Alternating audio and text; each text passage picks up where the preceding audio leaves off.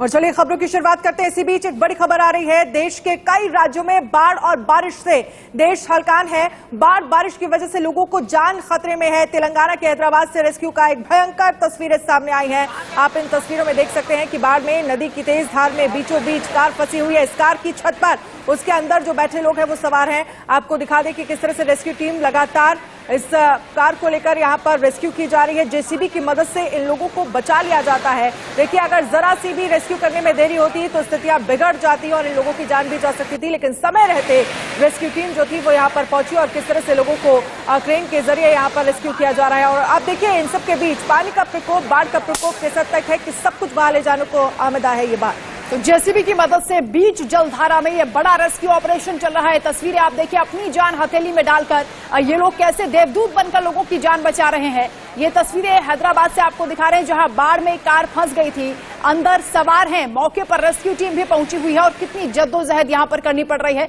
अब खबरों में आगे बढ़ेंगे। ओडिशा के रायगढ़ से खबर, जहां उफनाती हुई नागावली नदी में 2 युवक फंस गए। तेज धार से बहती नदी के बीच चट्टान पर खड़े रहे, लेकिन नदी का बहाव इतना ज्यादा तेज था कि ये 1 इंच भी इधर से उधर नहीं हट सकते थे। चारों तरफ से सैलाब में फंसे इन लोगों को निकालने के लिए एनडीआरएफ ने रेस्क्यू ऑपरेशन शुरू किया और कई घंटे की मशक्कत के बाद इनको वहां से निकाला गया। अच्छी बात है, राहत की बात यह है कि इन लोगों का रेस्क्यू हो चुका है, जिंदगी बच गई। देखिए, 2 तस्वीरें देखिए और इन तस्वीरों के जरिए देखिए कि तमाम वो राज्य किस तरह से बाढ़ की स्थितियों का सामना कर रहे हैं, किस तरह से वहां पर स्थितियां भयावह बनी हुई है। ये तस्वीरें हम आपको दिखा रहे हैं उड़ीसा की, जहां पर आप देखेंगे पहली तस्वीर में समझेंगे कि बीचों बीच 2 युवक किस तरह से नदी में फंसे हुए हैं और उसके बाद रेस्क्यू जो टीम थी वो वहां पर पहुंचती है और किस तरह से इन लोगों को बेहद मुश्किलों के साथ रेस्क्यू किया जाता है और उसके बाद इन दोनों युवकों की जान बचाई जाती है। तमाम वो राज्य, तमाम वो इलाके जहां पर इन दोनों बाढ़ से कुछ इसी तरह के हालात हैं, जहां पर घरों में पानी भर गया है, सड़कें जलमग्न हो चुकी हैं और किस तरह से नदियां और नाले जो उफान पर है, उनकी तस्वीरें देखकर आप अंदाजा लगाइए कि तमाम ऐसे राज्य जहां पर इसी तरह की स्थितियों का सामना करना पड़ रहा है। इन दोनों तस्वीरों के जरिए समझिए कि किस तरह से जो रेस्क्यू टीम है वो यहां पर मौके पर पहुंच गई और बड़ी मुश्किल के साथ, देखिए बीच में आपको एक लैडर नजर आ रहा होगा, इस लैडर के जरिए कैसे इन दोनों युवकों की जान बचाई गई। आप तस्वीरों के जरिए समझिए और अंदाजा लगाइए। अगर जरा सी भी देरी होती या पानी और तेज बहाव से अगर आगे से आता तो समझिए इन दोनों शख्स का क्या हाल होता। तो यहाँ मिट्टी की चट्टानें आसपास आपको नजर आ रही हैं। मलबे में लगातार मिट्टी का ये बहाव आप देखिए कितना तेजी से आगे बढ़ रहा है। एक पत्थर यहाँ पर था जिसकी वजह से इन लोगों की जान बच पाई है, लेकिन काफी देर तक ये लोग पत्थर पर खड़े रहे क्योंकि इधर से उधर नहीं जा सकते थे। जरा सा भी ये लोग यहाँ से हटते तो कोई भी हादसा हो सकता था। कुछ लोग उस पार भी आपको नजर आ रहे हैं जो इन्हें बचाने की जद्दोजहद में लगे हुए हैं, इन्हें इशारा कर रहे थे। उसके बाद रेस्क्यू टीम मौके पर पहुंची और ये जिंदगानी बचाने के लिए कितनी मशक्कत की गई है आप अंदाजा लगा सकते हैं, क्योंकि रेस्क्यू टीम को भी काफी चुनौतियों का सामना यहाँ पर करना पड़ा है। पानी का तेज बहाव मलबे के साथ ये साफ देखा जा रहा है, क्योंकि नदी नाले उफान पर है। ऐसे में जहां भी आप निकलेंगे खतरे से खाली नहीं होगा, क्योंकि ऐसे मौसम में जब लगातार मूसलाधार बारिश हो रही है, नदी नाले उफान पर चल रहे हैं, खतरे के निशान से ऊपर बह रहे हैं और कितना तेज बहाव इस पानी में आप देख पा रहे हैं। नदी में कैसे ये युवक फंस गए थे, बीच नदी में दोनों खड़े हुए हैं। उसके बाद रेस्क्यू टीम मौके पर पहुंचती है और रेस्क्यू ऑपरेशन की ओर से चलाया जाता है। लगातार तस्वीरें हम आपको दिखा रहे हैं। इसके साथ ही उड़ीसा के रायागढ़ में भारी बारिश के बाद नागावली नदी उफान पर है। नदी रेलवे ब्रिज को छूने लगी है। नदी का जलस्तर लगातार बढ़ रहा है। देखिए, ये रेलवे ब्रिज की तस्वीरें हम आपको दिखा रहे हैं और कैसे आप तस्वीरों में देख पा रहे हैं, आपको नजर आ रहा होगा कि इस कदर जो पानी का जलस्तर है वो बढ़ा है नदी का कि रेलवे ब्रिज को ये पानी छूने लगा है। आप तस्वीरों में देखेंगे बड़ी संख्या में आपको ऊपर कुछ लोग भी नजर आ रहे हैं, वो लगातार देख रहे हैं। ये देखिए, इस तस्वीर के जरिए समझिए नागावली ये नदी है जहां पर लगातार नदी का जो जलस्तर है वो इस तरह से बढ़ रहा है कि रेलवे ब्रिज को ये जल छूने लगा है। लेकिन इन सब के बीच 25 राज्यों में किस तरह से लगातार जो हालात हैं वो बिगड़े हुए नजर आ रहे हैं। गुजरात में भारी बारिश और बाढ़ के बाद नदियों में सैलाब आया हुआ है और सैलाब में कई गांव डूब चुके हैं। तो वहीं सोशल मीडिया पर एक वीडियो वायरल हो रहा है जिसमें उफनती हुई नदी के बीच बीएसएफ जवान नदी में फंसे युवकों को रेस्क्यू कर रहे हैं। नदी ने विकराल रूप अख्तियार कर लिया है, लेकिन पुल पर रस्सी के सहारे लोगों को कैसे निकाला जा रहा है ये आप देखिए तस्वीरों के जरिए। कैसे बीएसएफ की टीम मौके पर पहुंची है, इन लोगों को बचाया गया है।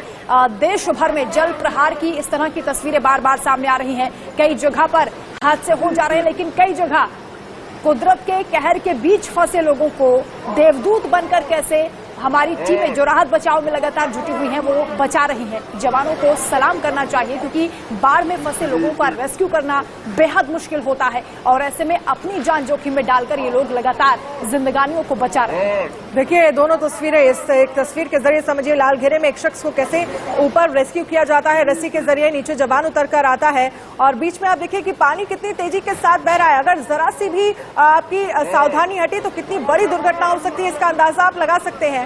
और बीएसएफ का नीचे जवान आता है और कैसे रस्सी के जरिए इस शख्स को ऊपर रेस्क्यू किया जाता है। ये शख्स फंसा हुआ बताया जा रहा था, लेकिन इन सब के बीच वो तमाम राज्य किस तरह से वहां पर हालात लगातार बाढ़ और बारिश की वजह से खराब हो रहे हैं। वहीं महाराष्ट्र में लगातार भारी बारिश और बाढ़ के बाद से डैम लबालब भर चुके हैं। क्षमता से ज्यादा पानी भरने की वजह से इनके गेट खोले गए हैं। ये देखिए डैम की तस्वीरें हम आपको दिखा रहे हैं। नजारा आपको खूबसूरत जरूर लग रहा होगा, लेकिन दरअसल डैम खोलने की एक ही वजह है, क्योंकि लगातार जो पानी का स्तर है वो बढ़ रहा है। ज्यादा अगर जलस्तर नदियों में बढ़ जाएगा तो स्थितियां उन गांव में खराब हो जाएंगी जो नदी के किनारे बसे हुए हैं। और यही वजह है कि यहाँ पर डैम के गेट खोले गए हैं और जो पानी का लेवल है उसको बराबर किया जा सके, स्थितियां खराब ना हो, क्योंकि सबसे ज्यादा मुसीबतें उन लोगों के लिए सामने हैं जो नदी के किनारे बसे हुए गांव हैं। तो खबरों में आगे बढ़ेंगे। मध्य प्रदेश के धार में बड़ा हादसा हो गया है, जहां इंदौर से पुणे जा रही बस सुबह 9:45 बजे धामनोद में खलघाट के पास नर्मदा नदी में गिर गई।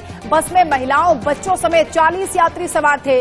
बताया जा रहा है कि अब तक 13 शव जो है बाहर निकाल लिए गए हैं। हालांकि जो आधिकारिक आंकड़ा है वो अभी तक स्पष्ट नहीं हो पा रहा है, लेकिन फिलहाल आपको ये तस्वीरें हम दिखा रहे हैं किस तरीके से हादसा हुआ। हादसे के बाद ट्रेन के जरिए इस बस को बाहर निकाला गया, जिसमें कुछ शव भी लटके हुए नजर आए।